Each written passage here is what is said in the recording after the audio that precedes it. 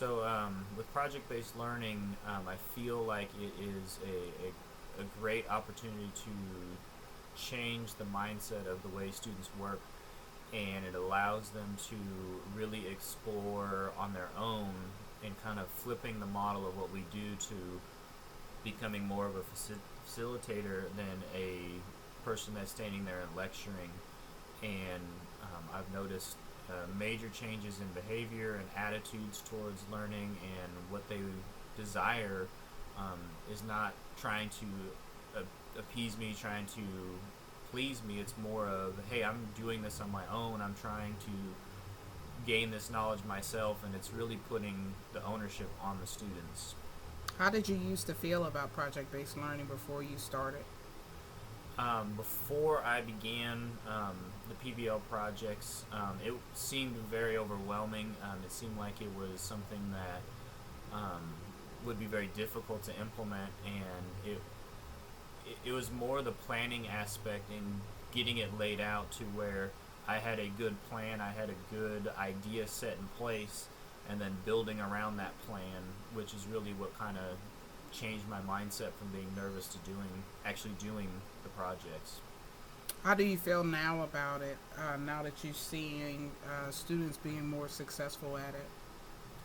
Now that I started some last year and I've done a couple started this year, I feel like it has really changed the attitudes of my students towards certain learning and certain activities, whether it's through menus or actual, project-based learning research. I feel like it has really taken them to a deeper understanding and a deeper level than me just standing there talking. Um, they really take ownership in what they're learning, and I feel like it sticks with them longer, and they go to an even deeper level than I would even take it um, through my teaching the way I previously would go about it. Now I know, like for me, I know when I first started, part of it was me releasing my students and me feeling like I had no control over what they were learning. How do you feel this model can carry over to regular ed classrooms? So with the AIM students, I really feel like it's not something that is solely for them. I feel like it's something that can be tailored to any classroom. I honestly feel like it's setting the expectation high and the students knowing that there's a high expectation, and 95% of the time they're going to meet that expectation, and they really want to do well on the projects because they take ownership in it, and I make it so that they're presenting and showing, and they know their work's going to be out there, and when they realize all those things, they don't want to be embarrassed, honestly, and they want to make it look good, and so they take it very seriously. um, and so I feel like that could easily be moved into um, an ESL beginner class, a general class. I feel like it could be put into any location. It's just, hitting what you need to focus on, and tailoring it to that level that they have and what they need there.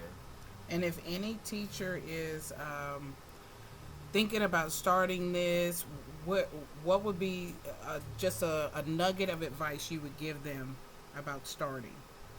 I would say if you're to begin doing some project-based learning, that you need to take some small steps into it. Don't jump off a ginormous project.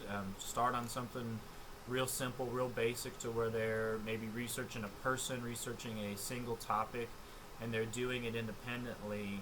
And then from that point, once you feel comfortable with that freedom that they have to research, then you start building into some deeper levels of thinking, and start thinking about those more advanced, more difficult type projects. Is there a project that you're working on right now, or Um, will be working on one? Currently, they are just finishing up an alternative energy research project, to where they're researching alternative energies and looking at the benefits of it, and they're going to present them real soon, later this Friday actually. And then they are starting another science project, where they're talking about the Earth's rotation and what could possibly happen if the Earth's rotation changed. So we really did back-to-back projects for science, and then my partner and I, Miss Proby, we are going to do a joint social studies project that's going to take up pretty much almost the whole American Revolution, and that should be starting in about a week or two. So it's just really getting it laid out and planned out. Okay. And who are you? So when everyone wants to knock on your door. I am Andrew Walters. I teach 5th grade math, science, and social studies. Thank you.